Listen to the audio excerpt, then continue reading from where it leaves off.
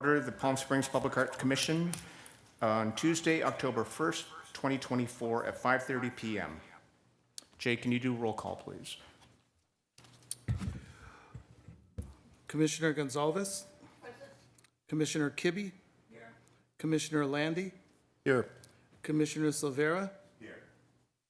Commissioner Gascon is absent. Commissioner Ramirez is absent. Commissioner Favreau? Here. Vice Chair Burns? Present. Chair Armstrong? Here. Did I miss anybody? Kibbe?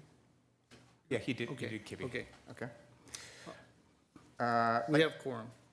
Excellent. Would someone like to make a motion for acceptance of the agenda if there are any changes? I do have one change to make, and I'm going to move my remarks before public comment. On that, any other changes?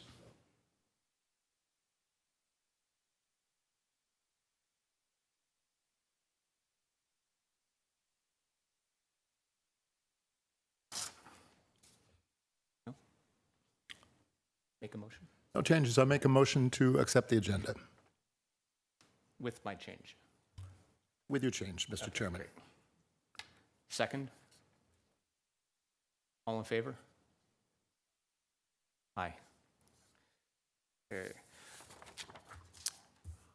Our public arts program, as outlined in our ordinances, is designed to enrich Palm Springs by enhancing its unique character and supporting its economic vitality.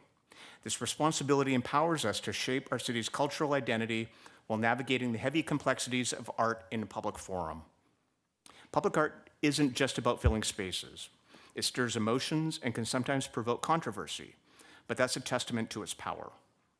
It's important to remember that public art represents the collective identity of Palm Springs, not individual preferences. Some pieces resonate with me and others may not, but I recognize that different works speak to different members of our community. And trust me, no one is intentionally placing art in the city to annoy you or personally disrespect you. As stewards of this process, we are dedicated to engaging with the community, listening to feedback, and balancing artistic integrity with public sentiment. Public input is not just encouraged, but required to shape the Commission's decisions. However, I remind commissioners what I've said many times. Make decisions based only on what's in the room. Ignore what you read on social media or heard at the gym or from personal friendships. Limiting deliberations to public testimony in this room, written comments presented tonight, and city-prepared documents ensures that every perspective is properly considered and recorded. This guarantees a level playing field where the public, staff, and commissioners are all working from the same set of facts, blocking any bias and fostering transparency while upholding the Brown Act's mission of open governance. I encourage residents to provide constructive feedback tonight, knowing we have protocols to ensure that every voice is heard. However, I ask that this dialogue remains respectful towards the artists who bring their visions to our city, to those who voice disagreement with the art. Recording in progress. Oh, well. To those who disagree with the art, and to the commissioners as they thoughtfully evaluate each potential addition. Each commissioner has appropriate experience, personally and professionally, to provide an opinion of authority and agency that merits respect. I don't always agree with their opinions, and they certainly don't always agree with mine, but we voice our differences respectfully and without personal attacks. The Palm Springs Public Art Commission is committed to curating a collection that reflects the spirit of Palm Springs and resonates with the community. I encourage everyone to approach public art with an open mind and to celebrate the richness of our community through these impactful works. Jay, are there any public comments?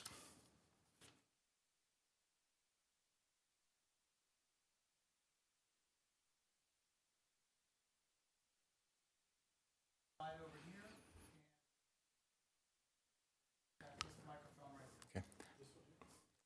And because we have several items that may be receiving public comment tonight, please let us know what you're addressing. Can you hear me? Okay. My name is Michael Conway with the Barristo Neighborhood Organization, and I have been asked by our board chair, who could not be here this evening, to read a letter to the commissioners. Dear Chairperson Armstrong and commissioners and staff, yesterday our board directors submitted an application for Measure J funding for Barristo Park improvements.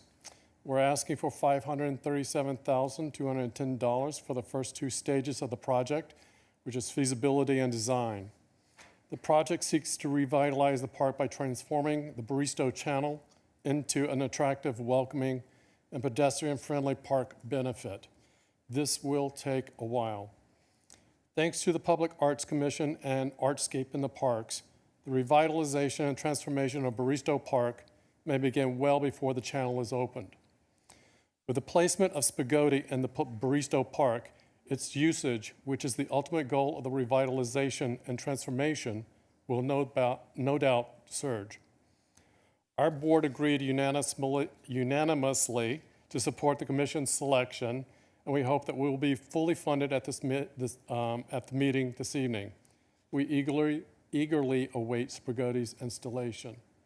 Finally, as our project goes forward, we hope to work closely with the commission to explore additional opportunities for art in Baristo Park. On behalf of the Baristo Neighborhood Organization, we are grateful for your support. Thank you. Thank you.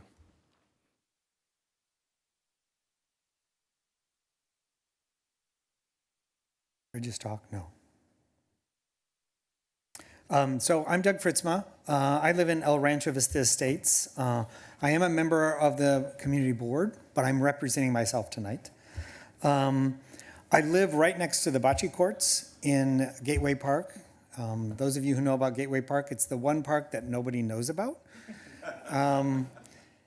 But it's located really in sort of a unique location. It's about a block from the end of the CV Link. It's right there as people are coming in from Cathedral City. There's a sign from Palm Springs. It's kind of the first thing that people see. And a lot of times you guys hear all the complaints and everybody complaining about what's going on. So I'm here to say I really support both the dancer that was chosen for Gateway Park, as well as the initiatives to sort of bring art to some of those neighborhood parks. I'm hoping it's the first of many that we're able to use to enhance Gateway Park. But I know that sometimes all you hear is the negative, and I just wanted to be here and say both myself and many members of our community are very, very supportive of the work that you're doing. So thank you. Thank you.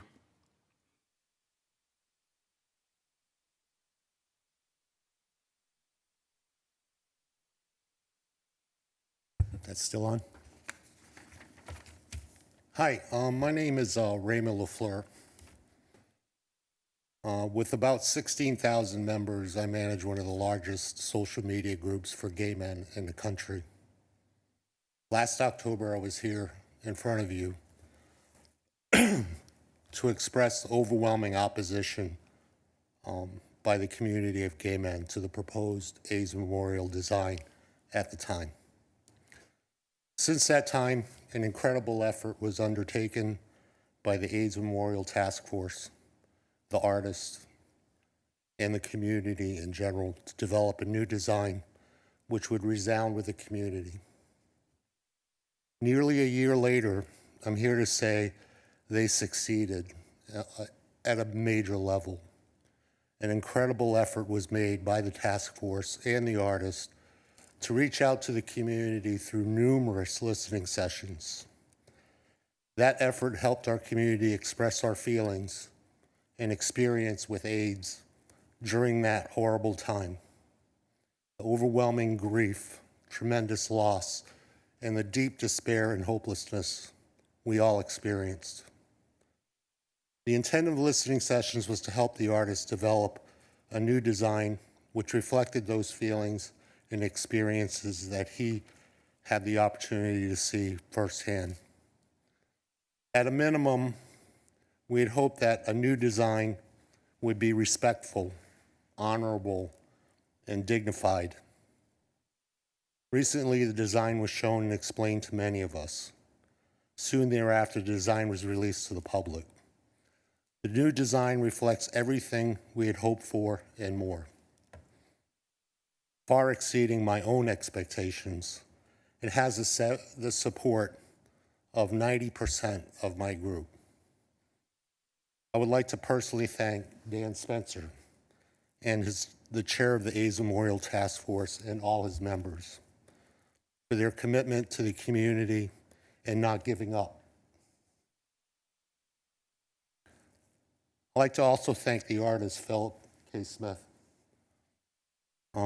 He probably had the most difficult time with the entire process. We appreciated his patience, his intent listening and sincerity through all the listening sessions, and then coming up with a design which reflected what he heard.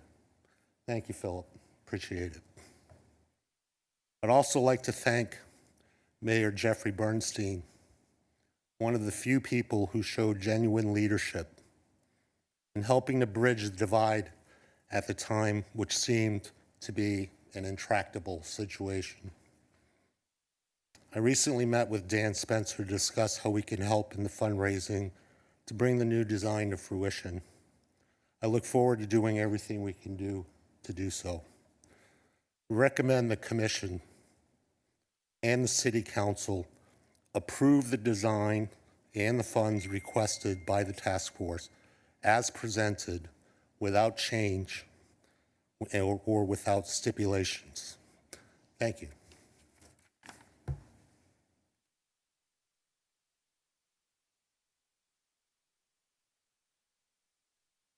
Hello, I'm Danny Copelson, and I'd like to second everything that he said. I'm really, really happy that you guys stuck to it because I might have ran.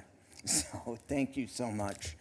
The one thing I wanted to address, Gary, is there a way to create some language around what the difference between art and a memorial is? And then they could be treated a little bit differently. I don't care if you put some art in the park that I don't really like. I'm not offended. I don't care. I'm not going to protest it. But when it's a memorial and it's something kind of representing something different, something very emotional to different people, I think the evaluation process should be a little bit more than what it is. And there should be at least some kind of a minimum input from the public and an effort made from the people creating it to reach where we did reach. I mean, it was those discussions that got us here. And that didn't happen. And had there been a process, it might have happened before there was some of the trouble. So I'm asking you if there's any possible way to change some language and treat a memorial different than you might a public piece of art. We actually had a conversation about that on Friday. Because we're in the process of redoing the ordinances for the Arts Commission that have not been redone for 25 years. And we feel that we need to address the difference between a memorial and a monument and public art. Okay. So no matter what people call it, it still has that same effect of engaging people and their lives. So we need to delineate that. And there will be a different review process, a different funding process, and a different procurement process for it. So it may take a while. It's not going to be tomorrow, That's great. but it's on the agenda. Good. Thank you. Okay. Any other public comments from the audience? Okay, I'm going to ask folks participating on Zoom if they want to make a public comment to raise their hand.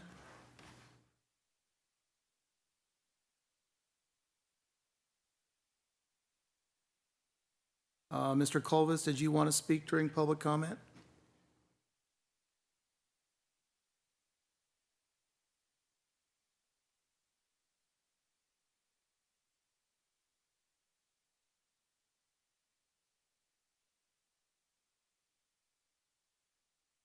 No, thank you for asking. Okay, thank you. Anyone else online wish to make a public comment?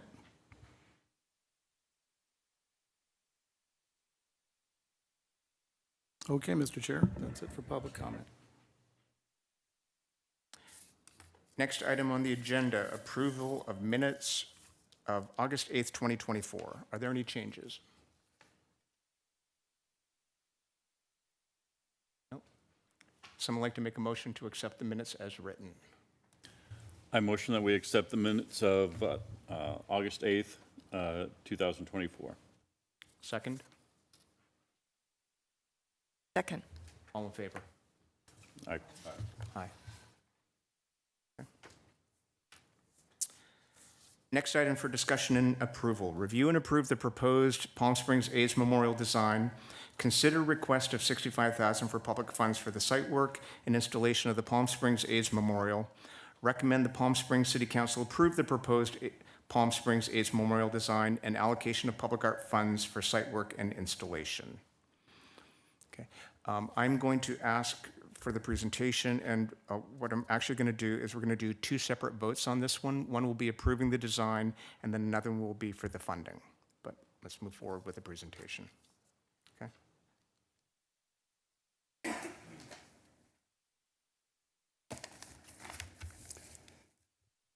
Good afternoon.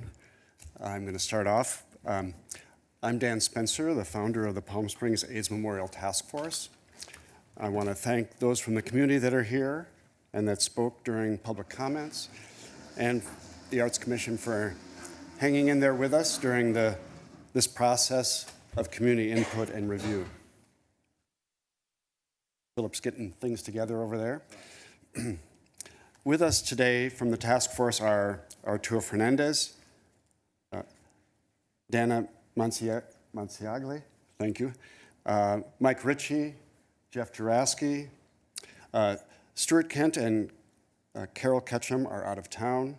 Part of our community team is Bob Bogart and Paul Clowers, and then, of course, artist Philip K. Smith III.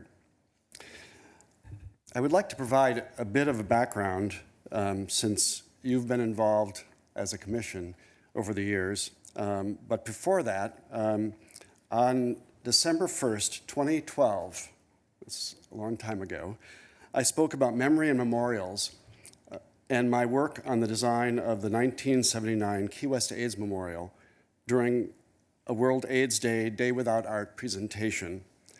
At the end of the talk, I said, Palm Springs needs a memorial. The initial task force started meeting in 2013 and studied various locations around the city, meeting with city staff, public works, and Agua Caliente tribe. By 2015, City Council voted to proceed with the downtown park, and the task force shifted its focus to a monumental sculpture with interactive QR code to be placed in the park. From 2017 to October 2019, we waited for the park to be constructed, and construction began in 2019.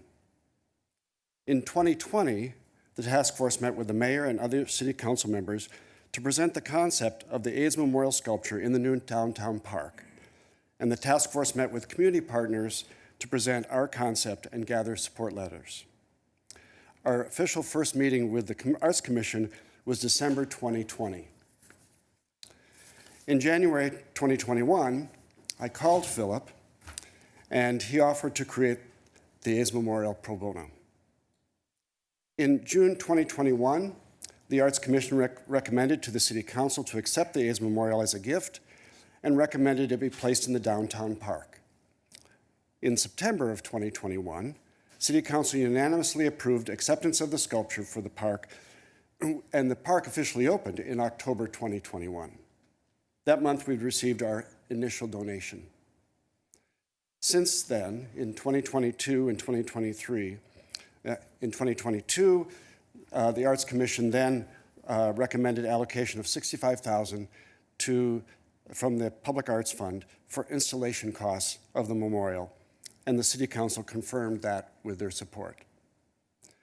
In 2023, our fundraising efforts continued with over 400 individual donations received as of October 1st, 2023.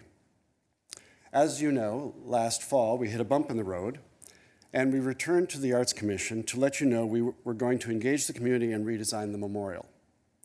So today, October 2024, we are back with a new and improved AIDS Memorial gift to the city and the community. It is our hope that following your acceptance and approval, that the City Council in November and that of the City Council in November, we can continue our fundraising with a goal of celebrating late in 2025 or early 2026. We thank you for your support over all these years. And Philip, take it away.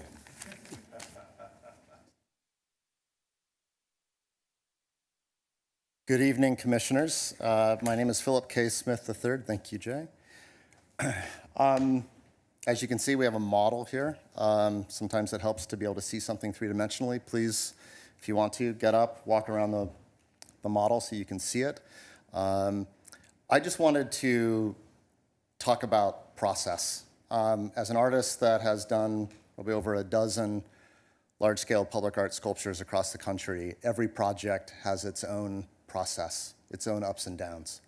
I would say that every project is unique. There's never consistency. And this project has certainly been an example of one of those. I think that ultimately I'm a believer in process. I have to. All of the struggles that we went through a year ago were a requirement to get to where we are today.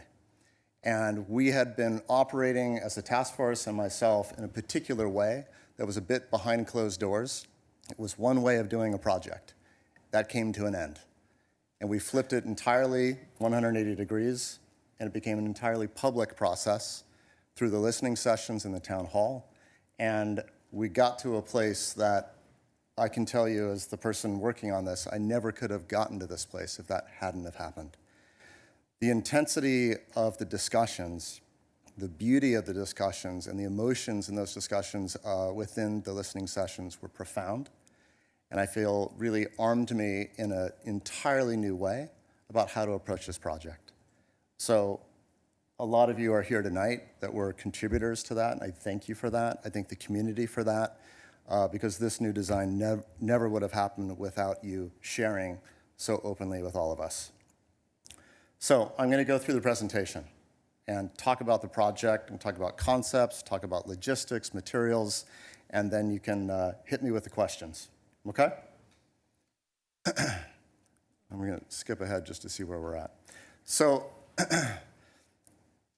through everything, we have distilled this memorial down to three messages: forever remembered, forever loved, forever celebrated. That's the messaging. I'm going to start by talking a bit about logistics and the space of the park, the space of the sculpture, and where it's located. It's located in the downtown park.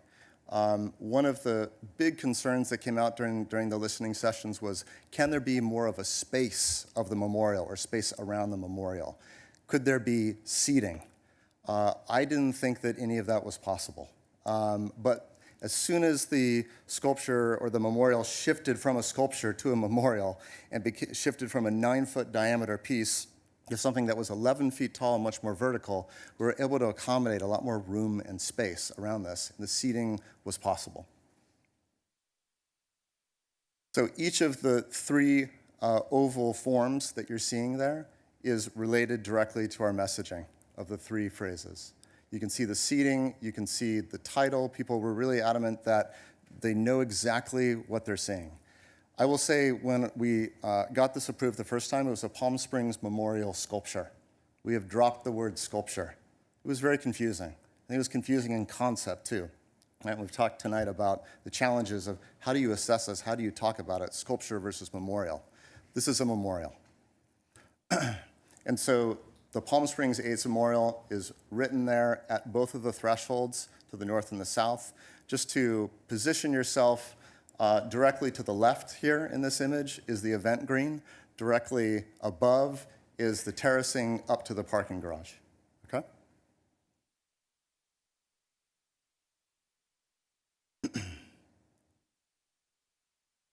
That is a 20-foot diameter circle. And I said the piece is 11 feet high. There's plenty of room for wheelchair access, actually way beyond the minimum.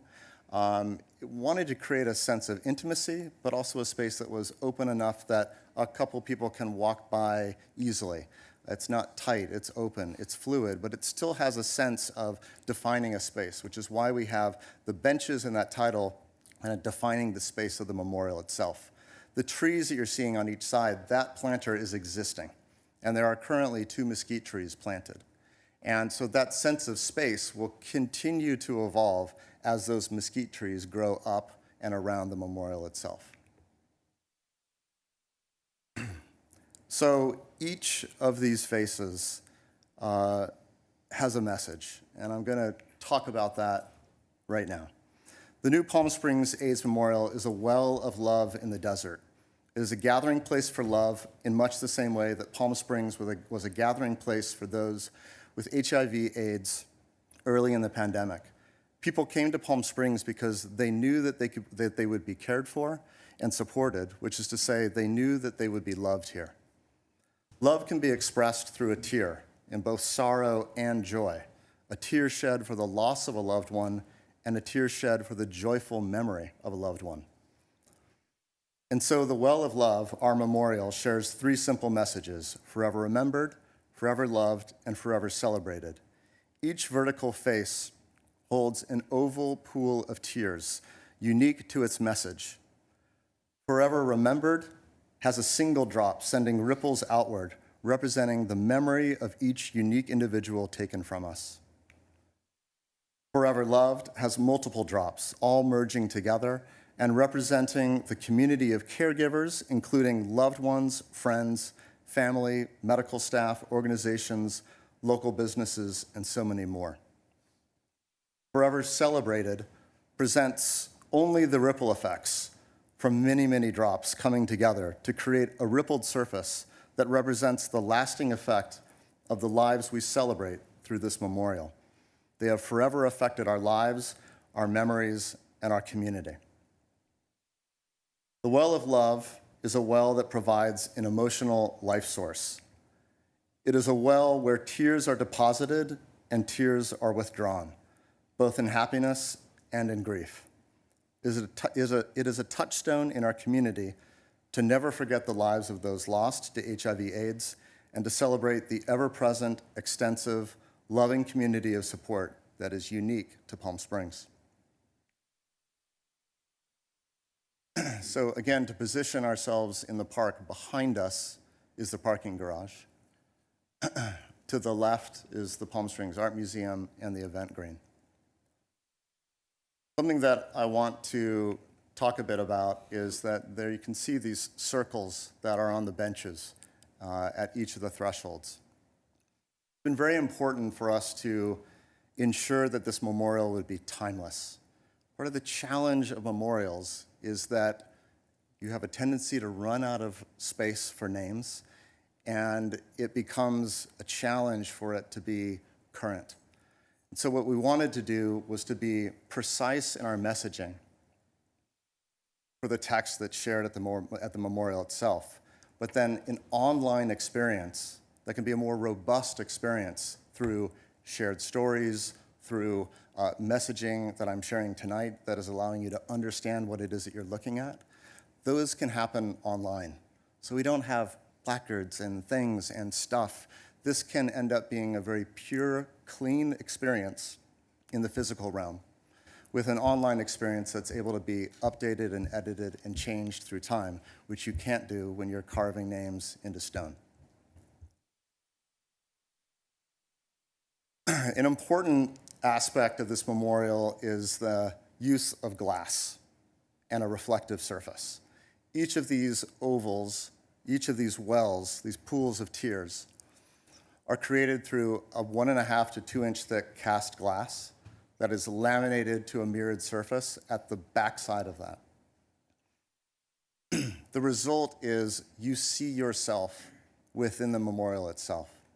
It means that the surrounding environment, the beauty of the landscape of the park, and yourself is collaged across each of those ripples. And you see your own experience, your own memories contributing to this pool of sorrow and this pool of joy.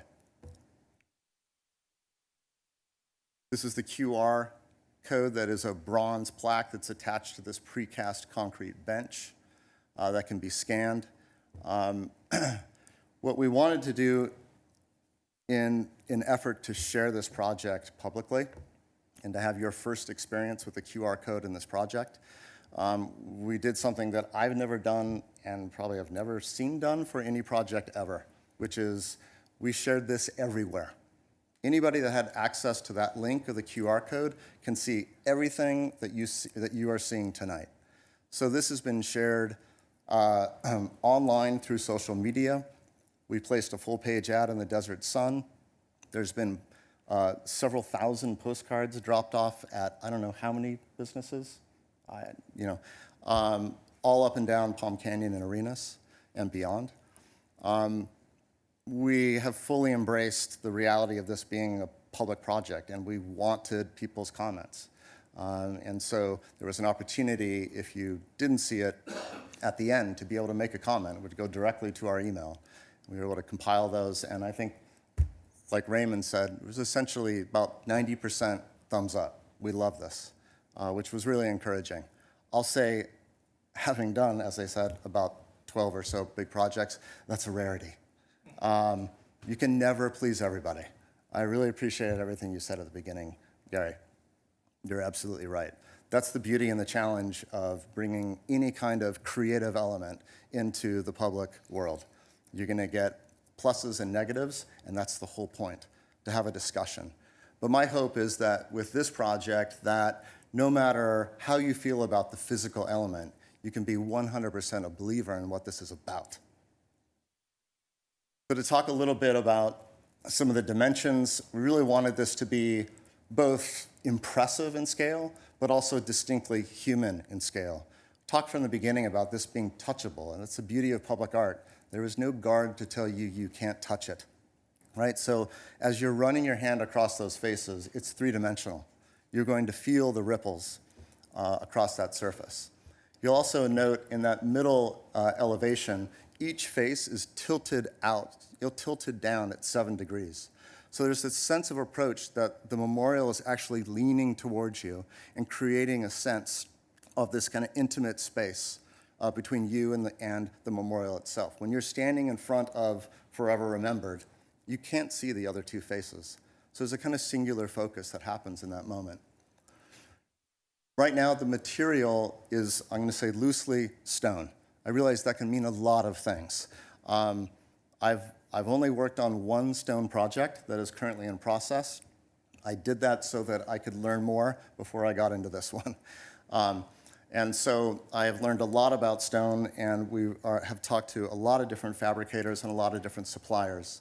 And what I can tell you is that we're looking at both different marbles and also different limestones. We want something that isn't graphically strong, like a lot of veining. We want something, though, that is distinctly stone. When you see it, you know that it is stone. And when you run your hand across it, you know that it's stone. So I think a lot of that has to do with the finish of it, but I think the coloration of it, right? We want it to merge with this park. Rios has done an amazing job designing this amazing park. I mean, it's one of the most beautiful parks I've been able to see, and I'm so impressed that it's happened here in the Coachella Valley. So I want to be conscious that we're adding something to an existing design. I've talked with Rios about this design. Nate Cormier from Rios is the one that actually proposed this location originally, and he showed it to us personally out at the site. So, I want to be conscious that the colorations, the quality of the materials, and the feel of it is merging with the beauty that is already there. So just to go through a few of the images, give you a sense of walking around each face.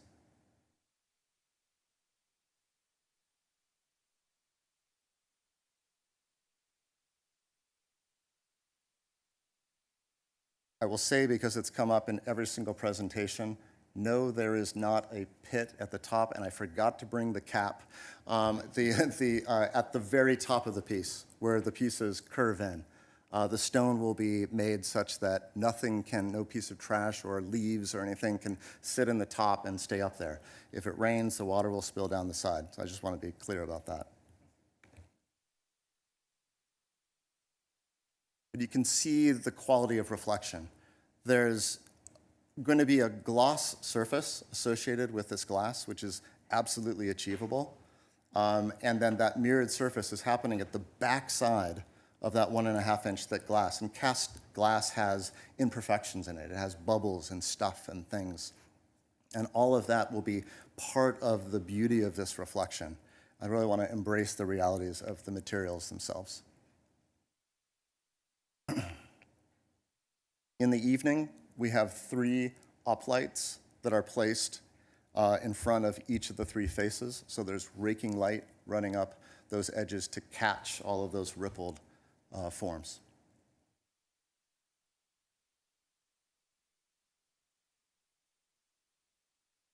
And that's my presentation for you.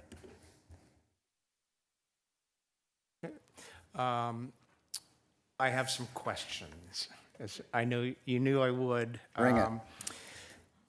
As I've always said, the Arts Commission has two roles. One is accepting art into the collection and then the maintenance of it. Yes. So my concern, as soon as I saw this, is what's the cost to maintain this and repair it? I don't see a plan for repair, and I want to know what's going to be done to protect this from either simple graffiti or some idiot running their bike into the glass. Yeah. Or stones, how impenetrable is the glass? And what you, as the creator, is the estimated cost of maintenance for this on an annual basis and then major repair? Sure. So I'm going to talk a little bit about the original design was a singular piece of stone, literally a single cast, single milled piece of stone. If someone had taken a hammer up to it and chipped it away, the whole thing needs to be replaced. Yeah. Meaning the entire budget is dedicated towards remaking it. Part of the thought on this was to begin to break this apart into the elements. The beauty of the three messages is it allows us to say each of those three stone volumes are separate. They're bolted to a center steel column. So if any of that stone breaks or chips off or whatever it is, if somebody gets after it, we just need to replace that singular piece. It's the same thing with the glass. I'm going to say that the glass, I thought was going to be the singular most expensive part of this project. I was wholly wrong and very surprised. We hope to work with a company called Bullseye Glass that's in upstate New York. It has incredible experience. We had interviews with about 5 different glass fabricators. Bullseye was the one that understood everything about this project, said yes, yes, yes, yes, yes, and said we could do everything that we wanted to do, which I didn't expect. I'll say that it's about $35,000 for a singular piece of glass. So, I think that this question always comes up, whether there's glass or steel or whatever, right? There's some kind of moment when you have to draw a line in the sand and say, I'm not going to make it Corten steel rust and be a solid block. I want it to be beautiful, and I want it to be powerful. The singular most important things that help to ensure the longevity of a work is the placement and also community support. So I think the advantages were there's a window from the police substation looking at where we're at. And I think the other thing is that it's in a space where it's lit 24/7. There's people there. It's not some park that you have to drive to that no one's going to be there. So that has certain advantages in and of itself. Yeah. I agree that the more community involvement you have, the more ownership they feel. So I think that's good. But we are going to need a budget before it can be fully presented to council, just for overall repair. No problem. I think I guess my question on that would be, how do you want me to break that down? Like, how much is a bench? How much is a glass? How much is a stone? Or because then there's the catastrophic damage, right? Which for any sculpture is not going to be cheap. Then it's fine. It needs annual maintenance, which honestly is cleaning the glass and blowing the sand away. And again, I'm not trying to be a jerk about No, it. no. As I said, half of our job is maintaining it. I get it. And when you look at in the downtown park, we have a waterfall fountain that maybe worked for a month. Yeah. No, I know. And some of the biggest challenges facing this commission are pieces that it was not properly vetted at Yes. installation. We pay $65,000 a year to maintain the fountain in Francis Stevens Park. Yeah, I Just get because it. of the way it was designed and the artwork there. And we're still dealing with other major pieces. So we just need to ensure that all of our money is accurately planned for. Okay. Okay. I think that the uplighting, we're talking about anti-graffiti coating on all of this, which is a sacrificial coating. I'm sure you're all highly aware of that. We can't do that on the glass, but the glass is also incredibly resilient to a lot of different things. And because it is a gloss surface, There are a lot of things that can be buffed out if something gets scratched in, whatever it may be. Now, apart from repair, I had a couple other questions, and one is the placement. When this was originally decided on placement, it was, Maryland was in the middle of the street, and the park was intended to be this very contemplative, peaceful park. The biggest, most popular thing that happens in the park now are the Rock the Park, you know, ABBA-esque and Kiss cover bands and all that. That just floods the park with people.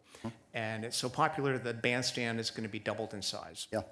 And Maryland is now moving inside the park. So how will that impact your intended serene feeling of this Sure. memorial? Well, I'll say I had originally proposed that maybe Maryland could go at the end of Andreas, but that wasn't embraced because there needed to be a column down in the parking garage, which I'd probably be happy to pay for personally, but because I thought that was a fantastic location, lots of room. Where she is right now, it's like barely under 100 feet from the location of the memorial. Between her and the memorial are about 15 trees that are all 20 to 25 feet and continuing to grow. So I think it's going to be kind of like where she is right now. I'm not too concerned about it. We haven't been concerned about it even when she was out in the street. It's essentially moving north. It's not moving really closer. The only map I've seen of the location was on the news, which was kind of like somebody took a Bic pen and put an X in the park. I'm surprised that it kind of got pushed in as far as it did, because I know that she was supposed to be on the kind of far east end of the park. But however that gets worked out, even where the X is located right now, I don't think it's going to be an issue. That's 100 feet away and over there. And certainly, you know, during a concert, people are not going to be mourning their loved ones coming to this AIDS memorial, right? But concerts aren't happening 24/7 there. And there's a time for everything. That's the beauty and the reality of a public park. So I think that there will be, though, you know, essentially almost every day, people can come to this memorial and have an intimate experience. Okay. Another question was actually about the benches, because they're a new component. Yes. And I ran this design by the city's impact team. They deal with loitering in parks and homeless and things like that. And they had concerns about the fact that people will be sleeping on the benches. There's nothing to prevent them from sleeping there. Okay. So we have both skate stop, and then they right now are meant to turn, as you can see in the model on the benches there.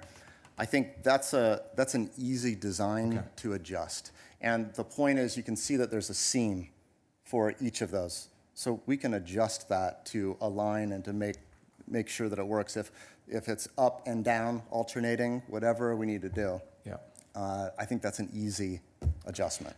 You should make that change when it goes to council. All right, fair enough. Because eventually, the impact team and the Parks Department will stop it. Okay, and I'd fine. rather they stop it earlier than once it's installed. How do we get that approved, Gary? Like, how does that process, is that going into Parks and Rec, or is that? It'd be the Parks Department and the Police Department. Okay. So as I said, you just indicate. Just having a meeting with them? No. Just indicate how you want it to be when you present to council. Okay, all right, got it. Okay. And I can give you a name of somebody to talk to in the impact team if you like. That'd be. Okay, great. My last one is the digital component. Yes. And we've got this coming from other groups as well wanting to do digital work. Now, the challenge here is this is going on public property, and you're giving this art piece to the city for our private art collection. But the content, the digital content, is privately maintained, and the city's not approving it, and so it's not ours, but it is integral to this piece, which is ours. Yes. So we will need to get some sort of terms of service agreement with whoever your provider is, who is maintaining the site, and to approve, assuming the city's not maintaining the site, which Correct. they're not.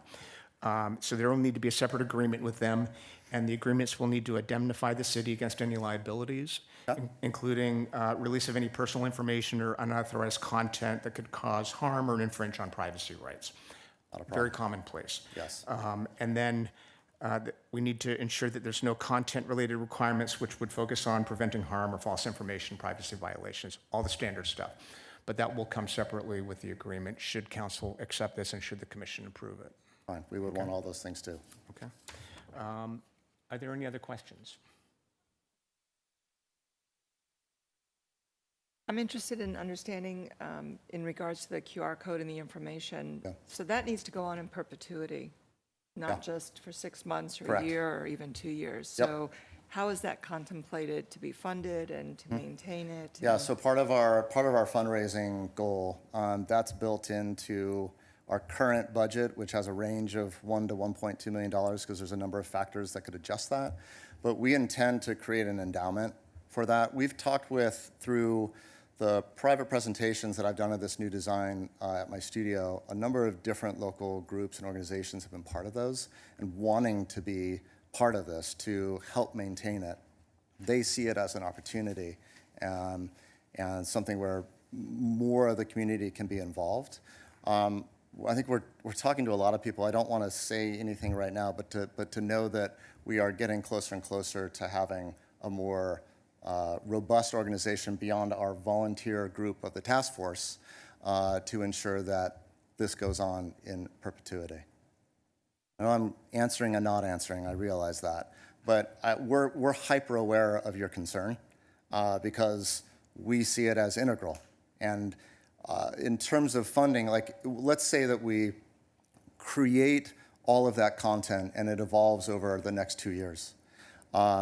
Maybe there's a moment where that begins to kind of crystallize and it is able to exist as it is for many years. Then it's more about, well, it's kind of basic, like who's supporting your website and those basic costs, which are minimal costs, but real costs. So the intent is that an endowment will cover those kinds of costs. Any other questions? Yeah, I just have a quick one, and it may be for Dan. But I'm just curious, I mean, the last time that we were here, it was a very emotional thing. Can you give me a little bit more detail in terms of how many meetings that you held to the public? Or just, I don't need the detail, just a brief overview of like how you reached out to the community and... Sure. Yeah, I mean, I think we made it very public that we were doing these listening sessions. We were probably had 15 to 20 people, maybe a little bit more at 5 of those sessions. Those went out to a huge invite list of people all over the community. Bob Bogard from O'Bailey Communications, him and Tim O'Bailey assisted our task force in creating that list of people. But whoever said yes, we found a date and a time for them. Then at the end of that, we held a town hall at the temple, and that was unlimited. This is if you wanted to come to a listening session, couldn't make the date, this is your moment to come. And so that was all over social media, everything online, all kinds of PR went out about that. And people came to that final town hall. We weren't thousands of people showing up, but it was our goal to be able to say, if you wanted to come, this is your moment. And so we opened it up as wide as we could. Does that help? Okay. I just have one more question. Is there any room to go back for the 10% of the people that didn't agree with the design to get more of that input in?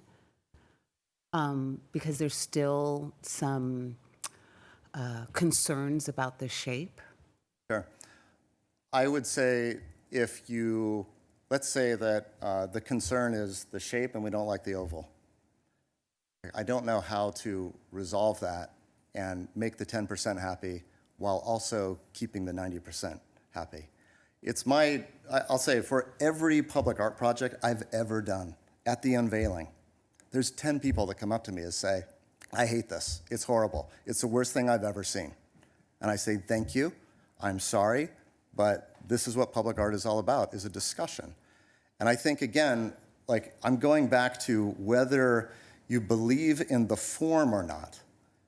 Hopefully we can agree that there needs to be an AIDS memorial in Palm Springs. And I think that right now we're still recovering from the rawness of what happened a year ago, right? And I think that as we march forward and this becomes a reality, the conversation shifts and changes. I have to believe in that. I know I can't get 100%. I'm going to tell you right now, it's impossible. Because as soon as I satisfy some of those, some of the people that are here that stood up are going to say, Phil, what are you doing? This is not what we talked about. So 90%, I'm shocked. I'm shocked we got 90%. I'm happy with 60 to 70 for most of my projects because that's reality. It's just, I mean, when I walk into a museum, I'm an artist. I don't like 90% of the work on the wall. Yeah, I totally. You know what I mean? I get that and I understand that. I'm just worried about it coming back to us with another saying that it looks like a certain instrument of pleasure versus what it looked like before. So that's I why hear you. I'm concerned I about think that again, pushback of like, why is Palm Springs disgracing again? This isn't good enough. I mean, we have enough of a population here that we should be able to come up with some kind of agreeable design that doesn't implicate. I will say that thus far, the comments have not said, it looks like XYZ. Okay. Not a one. That's correct.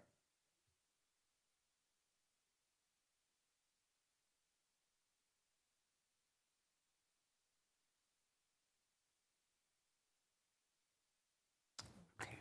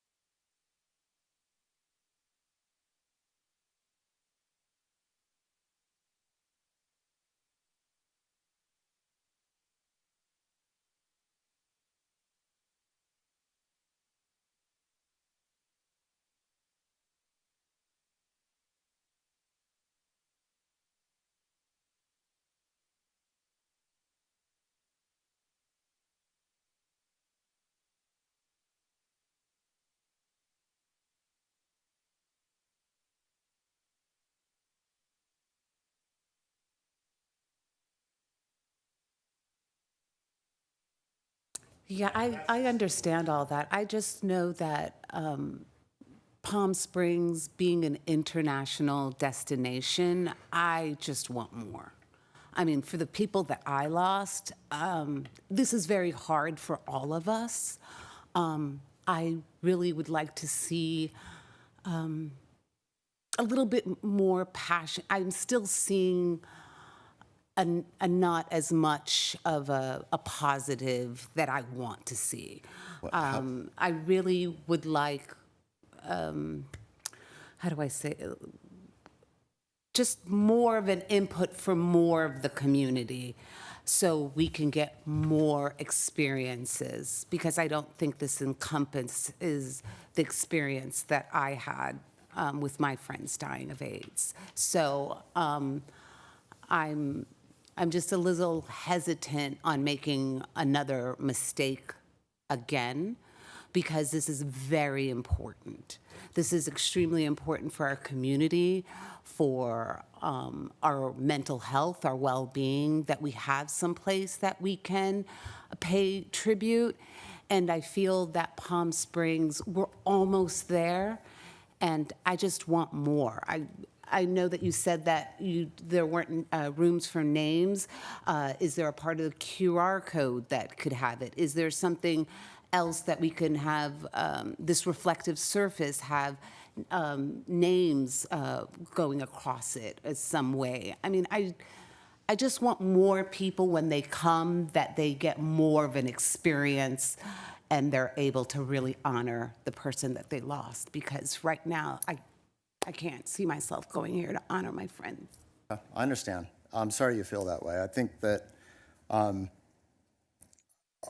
I can tell you is that when we had 5 presentations to the public in my studio before we came here to ensure that we weren't going through a problematic stage again.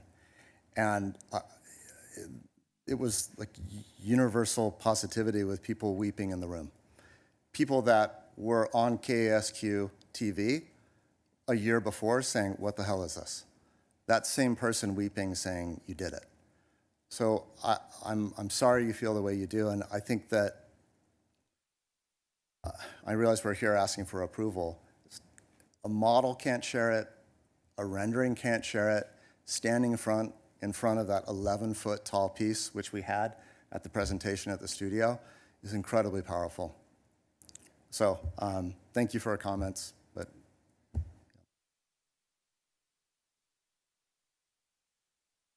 I just have one more thing that goes back to the maintenance for the city. So I know that you're looking between marble and granite, and there's quite a bit of difference in the hardness of the two stones. Absolutely. And it seems from an ongoing maintenance perspective and also from a damage perspective, the ability to damage it, the choice would be more to move towards granite versus marble, given the hardness of the stones. it's all a question of what kind of marble. I am in 100% agreement. It is also a reality of costs. Milling granite is about Yeah. twice as expensive, and so that's where right now we're showing this range of $1 million to 1.2, because a lot of it is contingent on the stone, the hardness of the stone, and how difficult or easy it is to mill. We want to find something that's in between. I think I appreciate the hardness of the granite. I don't love what it looks like in reality. So I think that we can find the right density and hardness of stone to be able to hold up in our desert environment and still maintain the aesthetic beauty that we're seeking. Two final questions, and then I think we can vote on this. How many people have individually donated to this? Where are we at? 400 plus? We're over 400. Okay, that's nearly 500. Okay. Yes. And what percentage of your budget are you in the process? Because I know this We're basically doubled in cost. Correct. So the original budget we had was $600,000. Yeah. And the budget we're saying right now is 1 to 1.2 million. You know, I'm just going to say our goal is 1.2 million, right? For a lot of the reasons that we've discussed tonight, Yeah. for the endowment, for the online experience, et cetera. So we have doubled that. The current funds, I think, is around $540,000. So we're just under half.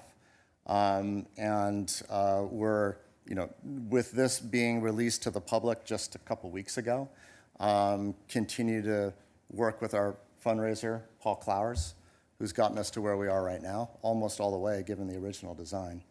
We've had a lot of people come forward excited about the design, ready to up an existing donation or to offer more. And I think also because this is more of a public process and the word is out there, and we're not doing this at private parties behind closed doors, it's a very different attitude about fundraising as well.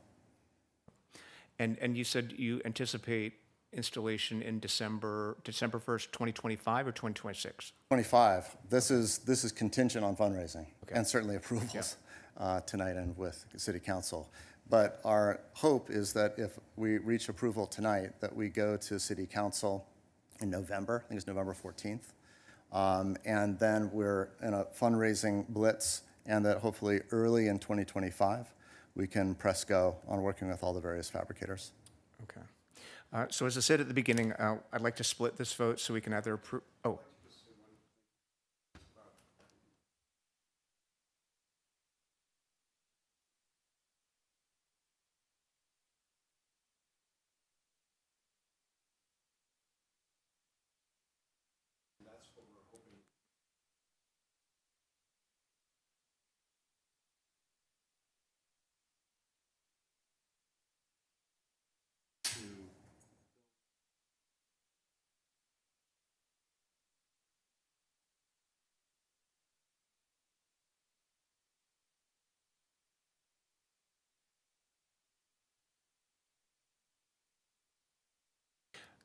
I want to split this vote, so we either approve or deny recommending it to council, and then we can discuss about the financing afterwards. Okay. Okay.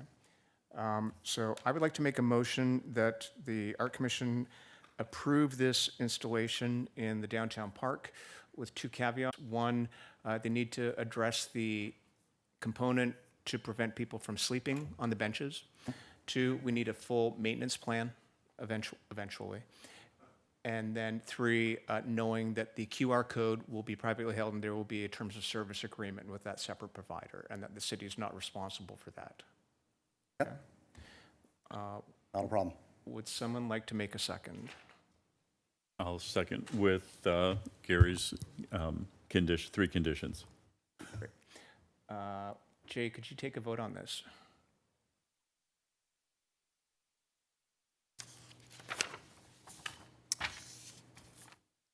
Commissioner Gonzalez?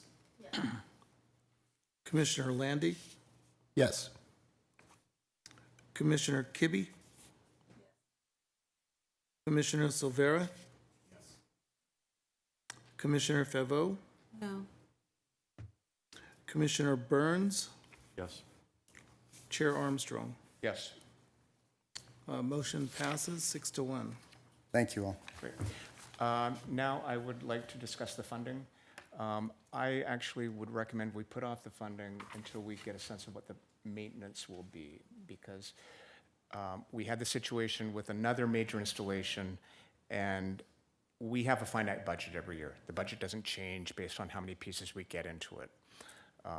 And until we know how much this is going to entail with the maintenance of this, I don't know how much of our budget we can allocate on an annual basis. Okay, no pressure, but the $540,000 that I mentioned to you included So, the $65,000 that had been approved Yeah. the first time around. okay, and again, to clarify, which I did let your team know, that when we approve funding, it's for a specific piece of art, and that piece of art is Understand. gone. So Sure. it doesn't just slide over. Totally get it. The other no pressure comment I'm Yeah. going to say is that at every single listening session and every presentation, every person said, so the city is going to help pay for this, right?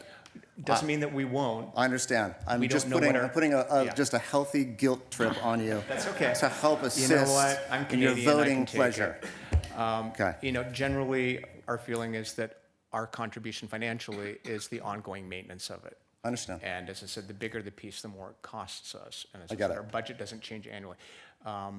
I'm willing to listen to other people if they would like to vote to approve, but I would recommend putting it off. So Gary, might I ask, by suggesting that we push it off, you're holding open the possibility that a case could be made that the number needs to be higher than 65? No, I just want to know how much we're going to have to pay on an annual basis regardless. Well, I feel like that is a reality, So, yeah. but that, I kind of feel like we should approve this because this is just the approval for installation, which has nothing to do with its annual maintenance. And I would think it's a little bit hard to estimate an annual maintenance when we don't even know the type of material, the final materials, whether it's stone, marble, whatever it happens to be. That's going to have an effect on the actual cost of maintenance, correct? I don't see the stone choice affecting that number at all. Okay. So but the 65 was the maintenance of the previous piece. It's not the maintenance cost for this piece. No, that was for the more. installation. Yeah, so Yeah. the Yeah, installation which is more. It was installation and site work, Yeah. which included the footing, the logistics underground, and all of that. For this project, which is double, it is appropriately at $100,000. Which I understand. Yeah, Again, our budget does not change year to year. every bit counts towards this project, so.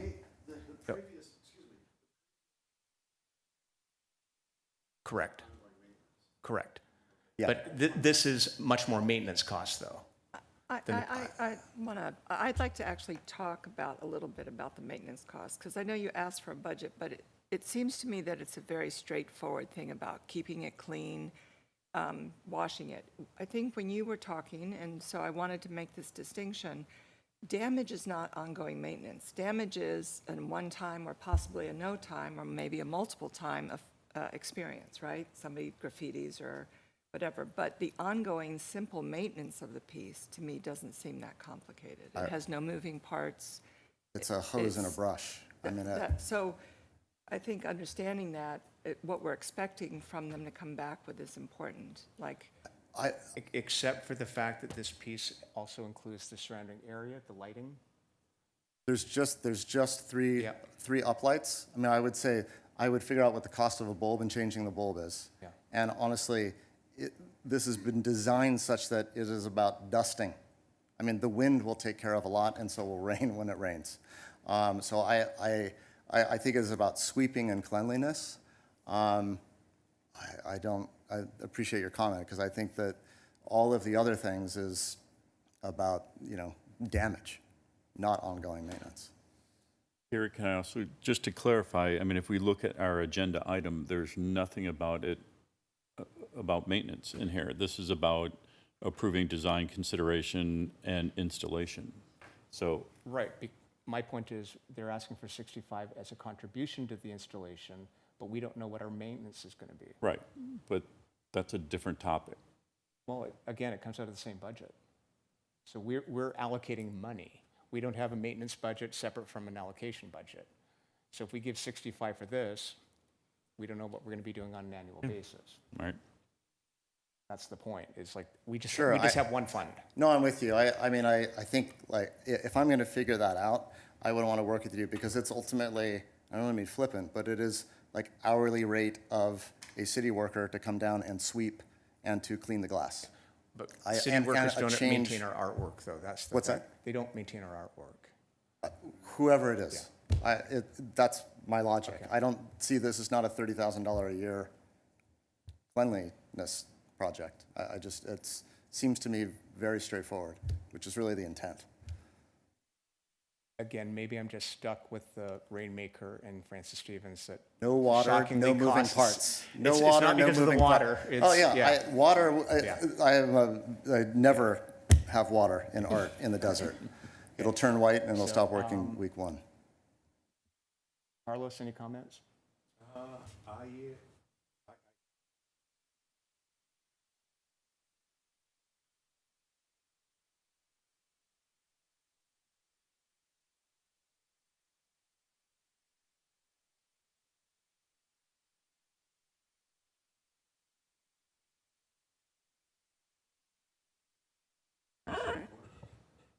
Commissioner, would you please turn on the microphone?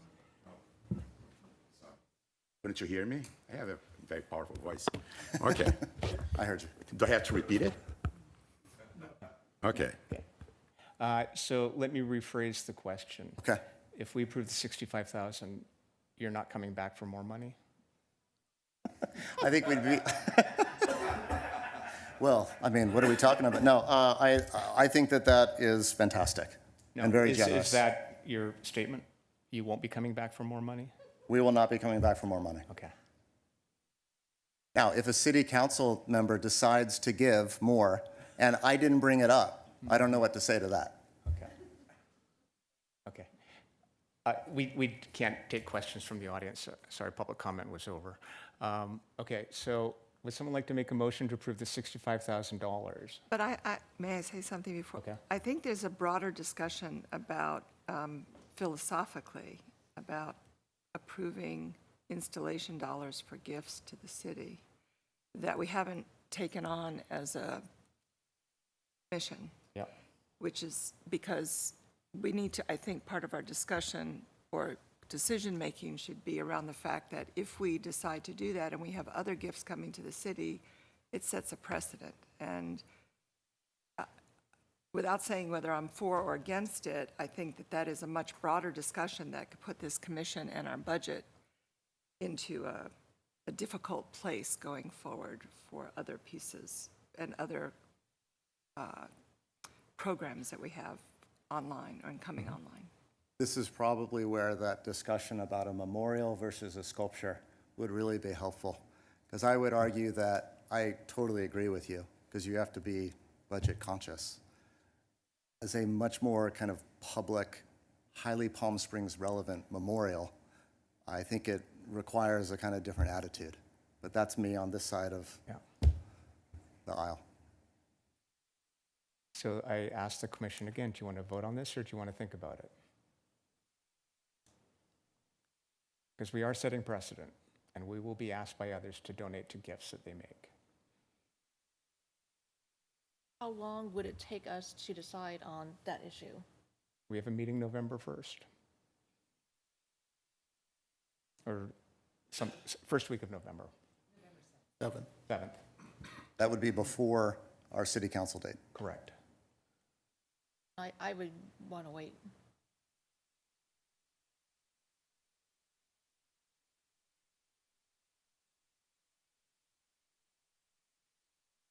I think it deserves a discussion, to be very honest. I think it, because I understand the difference between a memorial and Yeah. a piece of art, but because of some of the projects that are in front I of get us it. as a commission, Yeah. which are also gifts, which are also memorials, I think we need to have a more robust discussion about it. Of the two votes tonight, I'm most excited about the first. Okay, if it opens up a complete different precedent, I mean, so I think we should discuss it before too. Tom? I have raised that issue in the past, so I agree that we should classify things as memorials versus sculptures. So if it's only going to take us a week to have that discussion, let's do it and get it done and then vote. Shonda? Wait. Yeah, okay. Wait, okay. We will wait to determine Fine. the financial amount and if we make a financial donation. Not a problem. I appreciate you talking it out. Thanks for considering it. Yeah.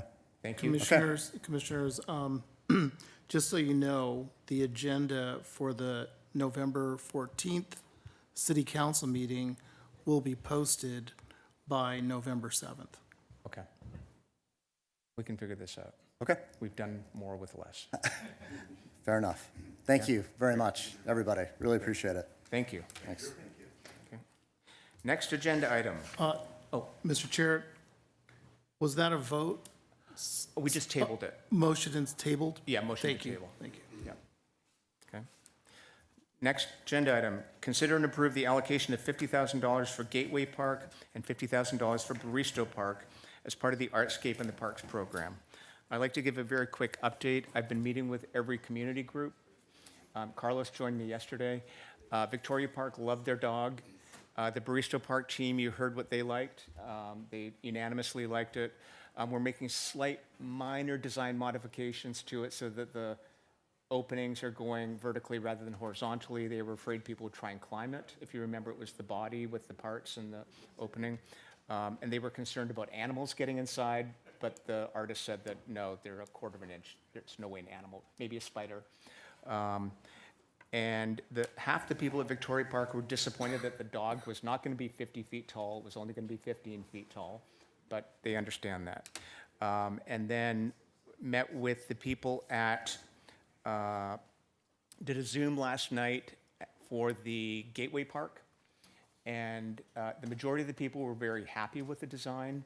There, if you recall, Janice from Gateway Park, who came and presented her concepts to us, she questioned why that hadn't been approved, and there was a lot of discussion on that. And just like that, they leave. I'll just turn this way now. And so there's a lot of discussion on that. But the majority of the people liked the dancer that they had there. And then at Desert Highland, they didn't quite understand Guardian and how we explained that the artist would work with them to create the symbols and the visuals, and didn't quite get that. They liked their runner-up, which was Family Francis. It was one that sort of looked like a big Matisse one. Communicated with that artist last night, and he's not sure he can deliver by the schedule. So we're in discussion with him about that. Jay's going to follow up with him on that.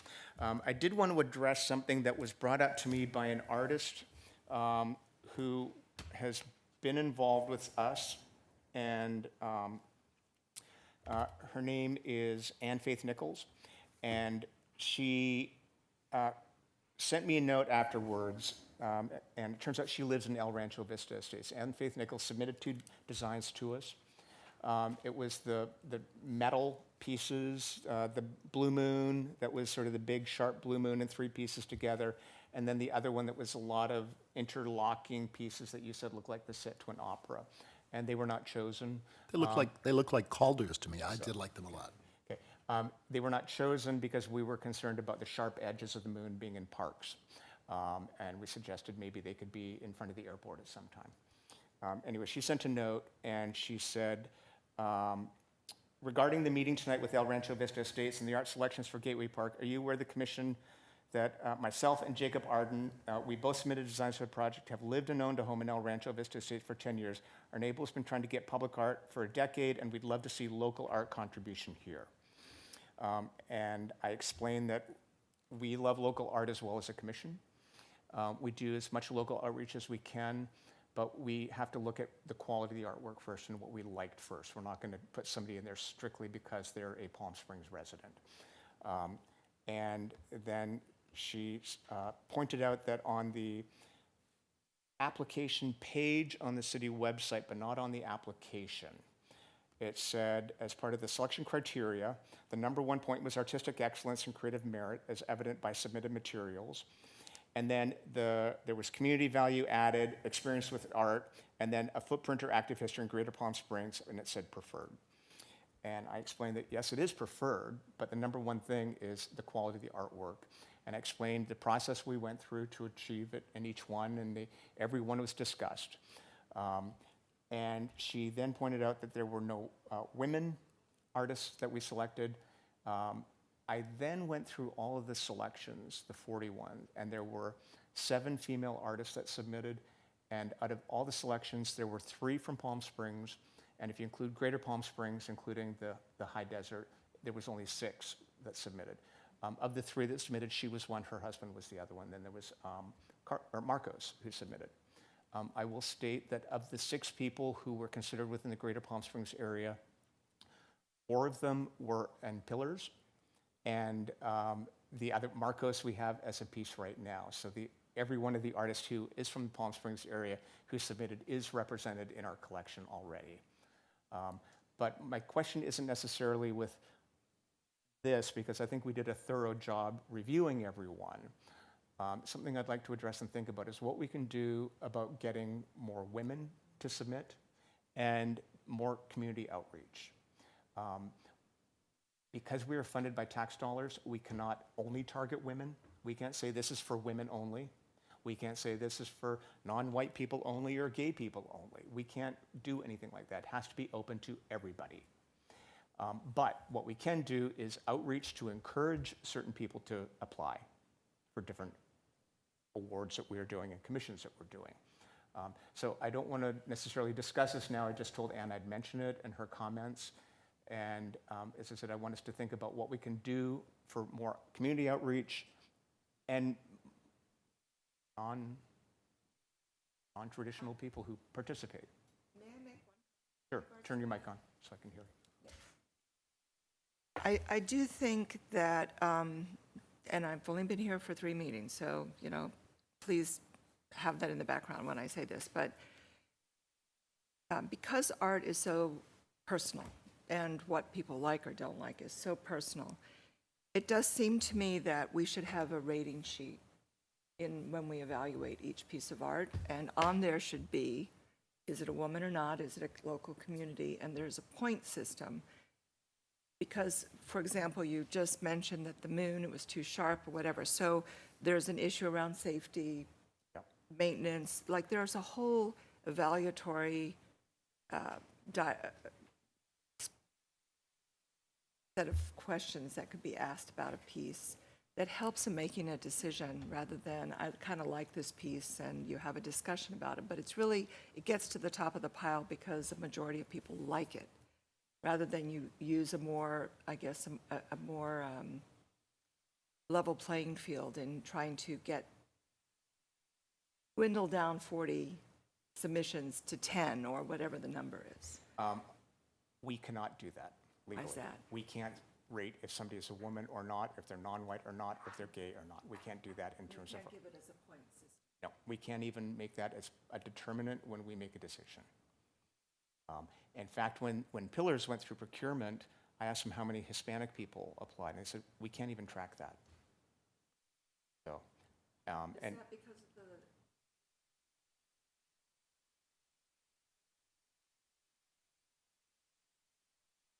Jay, can you answer? I mean, it's been that way for a while, hasn't it?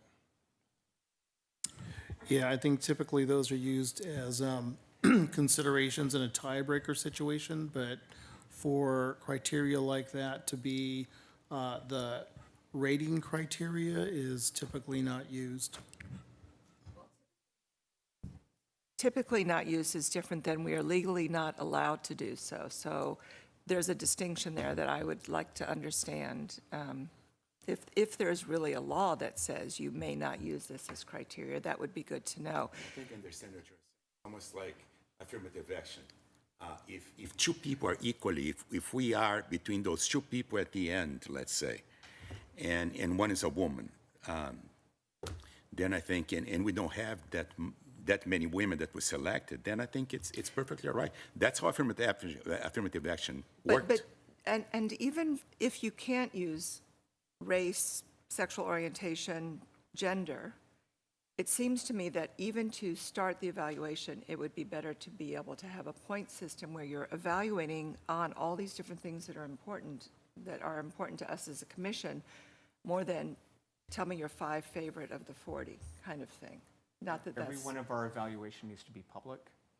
So then we can't have an evaluation system of, is that a woman or not a woman or anything like that. So, and as I said, I don't want to get distracted from what we're voting on. I will also say that there was the recent ruling of the VC fund that was giving money to Black women entrepreneurs, and they had to shut down because it was discriminatory against white men.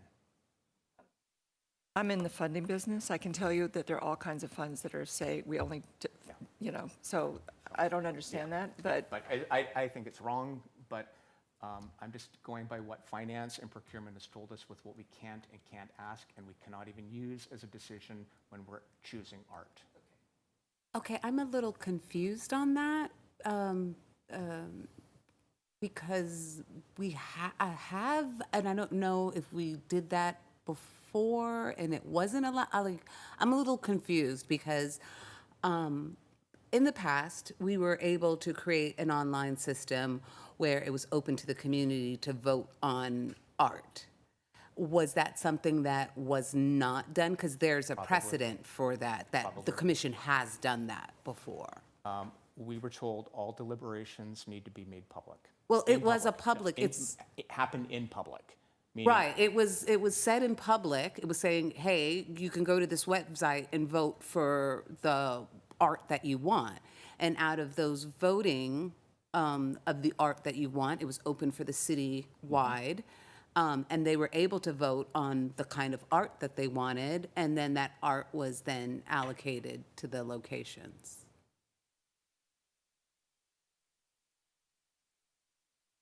So, I mean, Yeah, as I said, that's what. What you're, but what So I'm a Shonda's little saying- confused on you're- what's being spoken about here. What you're adding is the elements of that art, whereas what I'm hearing you're saying is that online, you're looking at art and you're voting on it. You're not voting on a person, you're voting on the art. The art, right. Yeah, so this is, the concern is Okay, so, okay, thank you women for that, because I wasn't non-white getting that. or anything, we cannot use that as a determinant. But what we can do is we can open the pool more. So as I said, we got 7 women who applied out of 40. So we need efforts to encourage more women to apply and alert more women that there's opportunities here. We cannot say, this is the woman award, and this is the man award, and this is the white person award, and this is the straight award. But we can celebrate what we already have precedents for. March 1st is Women's Month. We can launch something before then. And we cannot February is decide- Black we cannot History legally Month. say We a can woman just has to say, win hey, everybody come. It's Black History Month. Okay. Whether your pigment is whatever it is, you're invited to celebrate. So I'm not understanding how we're not able to bring in the public's opinion. Like, I'm not... You're mixing the issues here. It's not the public's opinion. We are a commission, and the commission is ruled by the Brown Act. So we can't use tax money, which is essentially what we're funded by, towards something based on somebody's sex or race or gender or anything. So, and as I said, we can talk about this at the next commission meeting. I just wanted to put it out there of the concern. We need to get more women artists, and we need to do more to encourage local artists to participate. I would agree with efforts to expand the pool and enlarge the pool. and perhaps also key off of particular times, like say, during the month of Women's History Month, we're going to be focusing on an art piece here, and we hope that everyone is encouraged to participate in this call for artists. But I don't understand how I can separate the biography of an artist from my deliberation if an artist bio is part of the submission. And I would say, oh, I've noticed this person is local and speaks to me when they talk about the genesis of their art. They speak to me in terms of these progressive values that I hold. Without me saying that I'm making my decision in favor or opposed to this art because this person represents certain things, my awareness of their personal biography could affect my. And that's allowed. Again, that's That is not allowed. what we're discussing, though, because it's, do we, out of 4 commissions, do we have to ensure one goes to a woman? We can't. That's the point. So what we need to do is open and encourage more women to participate so they have more opportunity, but we can't do it. Anyway, I want to go back to the vote here. So we can have this discussion later. It's an important discussion, but as I said, there's 3 or 4 different things ping-ponging around here. Okay, so. Gary, can we just get clarification on what we're voting on? Because, so these 2 parks, they were presented artwork. Yep. Have they selected pieces, or are those 2 pieces going to city council, and all we're voting is to approve? We already selected the artwork. Right. We did not have the funds attached to the artwork. I got it. So we're approving the funds to go with the appropriate artwork. It will then go to council. But the appropriate artwork, from what I remember, we voted on 2 pieces per park. They each chose the first piece. Okay, got it. Yeah. So we're actually voting on a piece. I got it. We've already selected the piece. Yep, We don't- I it's hear you. just voting on the Make funding. sure. This is a technicality. Got it. Okay, so would someone like to make a motion to consider and approve an allocation of $50,000 for Gateway Park and $50,000 for Baristo Park as part of the Artscape in the Parks program? So moved. No, you have to make the motion. I have to make the motion. I would move that 50,000 each be allocated to approve the allocation of $50,000 for Gateway Park and an allocation of $50,000 for Baristo Park as part of the Artscape in the Parks program. Someone would like to make a second? Second. All in favor? Aye. Aye. Shonda? Aye. Aye. Oh, excellent, thank you. I will say, the one thing from all the meetings I had, every community just wanted to know about process. How does this happen? How can I get more art? Tell me how this works. Where do your funding come from? So what I'd like to do, maybe in January, February, is do a presentation on public art that we can do at PS1, which is where all the neighborhood groups go, and then we can go to individual park groups if we want. Lastly, Tina volunteered to participate and to shadow me dealing with Dancer, which is Gateway Park. And Carlos is doing Desert Highland. And then we still have, if anybody wants to shadow me with Victoria Park, and then Baristo Park. Just learning, being CC'd on emails and understanding how city approvals happen and dealing with public works, and it's navigating the system. So for the most part, you'll be CC'd and doing site inspections. Okay. Okay, why don't you do Victoria Park? That's a good one. I'll do Baristo. Baristo? Great. Okay. Very good. Next one, Carlos, discuss asphalt art project schedule. You're on. Turn on your mic. Haven't done this. All right, so we just talked yesterday. We had a good meeting to finalize the asphalt art project. And so we are planning to do it November 9th, right? The second week of November, yes. Yeah. On a Saturday, and the street will be closed starting Friday night. They have to power wash the street, wait until it dries, and then priming it, which takes quite a while to dry. And it will happen Saturday starting at 9, the event. Everybody's excited about having an event, something that's more community-based, not the guys going there painting and leaving. So we have to, I'll talk to Jay also and Jasmine. I don't know what Jasmine is, but I have to talk to you about Jasmine. Jasmine is our event coordinator for the city. Okay. And she works in. We under the need, Parks Department. Jay, we have more than a month, okay? So people at JOJ Community Center, they would like to have more than chairs, tables, and tents. They would like to sit there a little bit more for the event itself. They'd like to have music. They would like to see if we could provide speakers and sound. And also some food. I mean, Gary always laughs at it, but in Long Beach, the police is always very nice. They grill hot dogs for us. They go to the, it's a PR for them. Maybe why can't we start something here in Palm Springs? Why? They are different? Yeah, I talked to Jasmine. What did Have she say? Jasmine do that. She has Okay, she has I'll funds talk- for all right, events. We all don't. right. Maybe fire people, for the firemen. And then they asked if they could go shirtless. So basically, so we have 1 month that I will be communicating with Cynthia Chacoya to see, primarily to plan the event. And I was going to talk to you, I don't know how I should go to, we have a little bit more than a month, but any food would be nice. He can't do it. You need to talk to Jasmine. Okay, yeah, all right, I'll talk to Jasmine. One other point, Chris Ramirez is not here tonight, but he sent a note to Jay and myself that Bloomberg Philanthropies, which Asphalt Art originally came from, has a new $100,000 asphalt art grant that they are offering out to cities. So each city could get $100,000 to do these. We just need to write the fund request. No, I think it will be fun. And also, there will be 4 or 5 teenagers in the community that will be helping the painting process. Okay, they'll be paid, which is really I'll send you nice. the manual. And Bloomberg did a manual on it. the last thing is, there will be one more thing that we planned. Besides the event, the kids that we're going to hire. Well, I'll talk to Jasmine, figure out what else we can do. Next, Beautiful Shade. We've received around 40 applications for Beautiful Shade. The majority of them are, if you recall, there was for 5,000, 25,000, and 50,000. So we've received around 40. I would say probably 3/4 of them are for the 50,000. Maybe 2 for 5,000, and then 1 or 2 for the 25,000.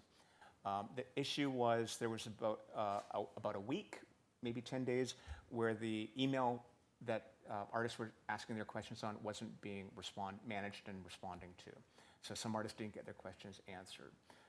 What I would recommend is that we extend the deadline for Beautiful Shade, and Jay will put out a new statement on the Call for Artist sites and encourage people to do all of them, but in particular the 25,000 or the 5,000 as well. But we extend it probably until November 15th, so I guess that's about 5 weeks, 6 weeks.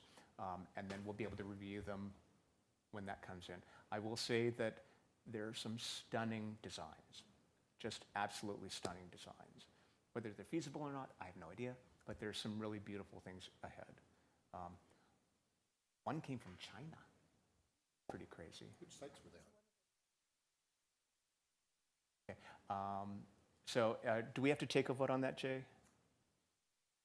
Yes, we should take a vote Okay. on that. Would someone like to make a motion that we extend the deadline for Beautiful Shade until November 15th, and Jay re-promotes on the Call for Artist sites, encouraging the $5,000 and $25,000 submissions? Quick question, what are all the sites that it's going out on? There's 3 main Call for Artist sites. Cafe, Coda Works. yeah, they're the standard Publicartist.org. ones, and that's where we get most of our traffic from. So. And is it on the city website as well? On the city Yeah, website. yeah. And is it on any of our social platforms? Yep. Because I'm not getting the social platforms in order to forward that, so It's been there's... on the Public Arts page on Facebook. Oh, it's on the Facebook, so there's no Instagram presence? It's hard to post it on Instagram because there's a link to the city site. The application is actually hosted on the city site. Right, but you could put a link on Instagram for that city site in the bio of the city.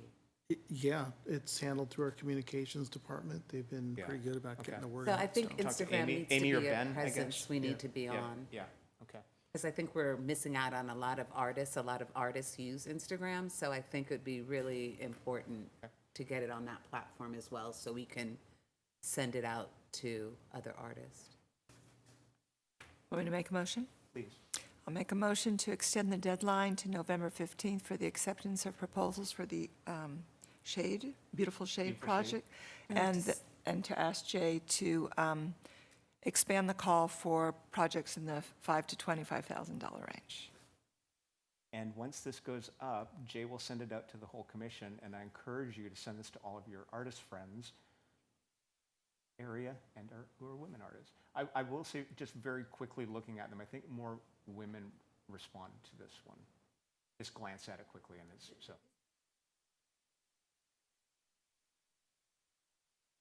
Yeah. Yeah.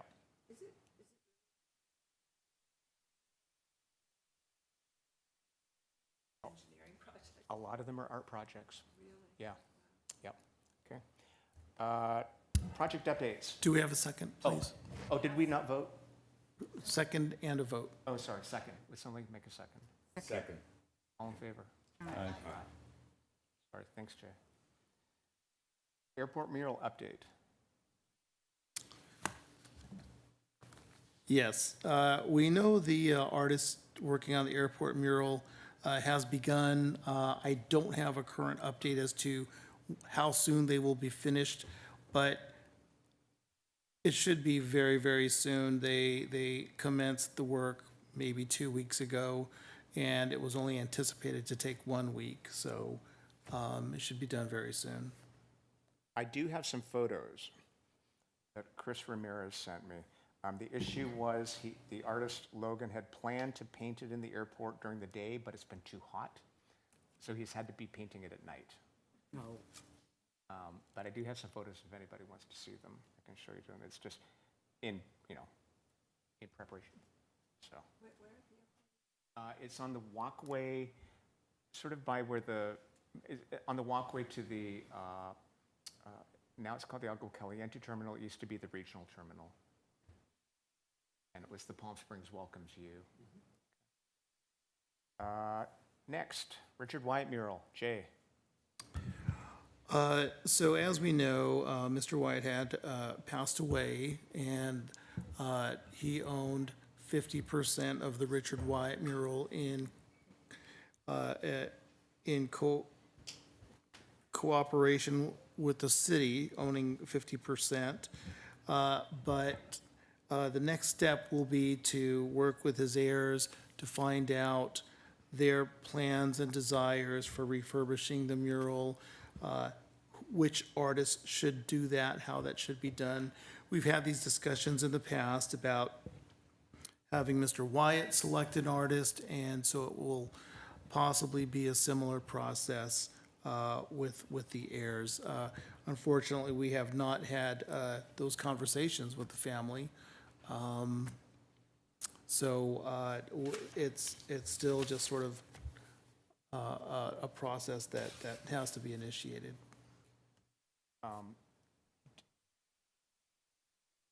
Contact one member of the family, or I can start the dialogue. Well, yeah, sure, that would be very helpful. Just Who you are communicating with? Shonda? Oh, Shonda. I thought you had more information than that. I got the information from you all. Jake, can you talk to, can the city lawyers contact or try and find out who's managing his estate? That's a great idea. We can ask them to do that. I think that's how to handle it. There has to be somebody, I mean, he's a known artist. He has to have an estate. The lawyer should be able to track that down.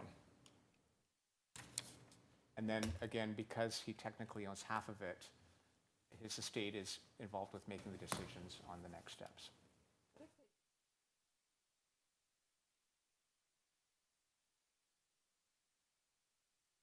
I can't imagine they would. There is an outside chance they would turn it over to us or trust our decision, but that's something that we need his estate to let us know. And that is it. We did pretty good considering it was a long presentation. Would someone like to make a motion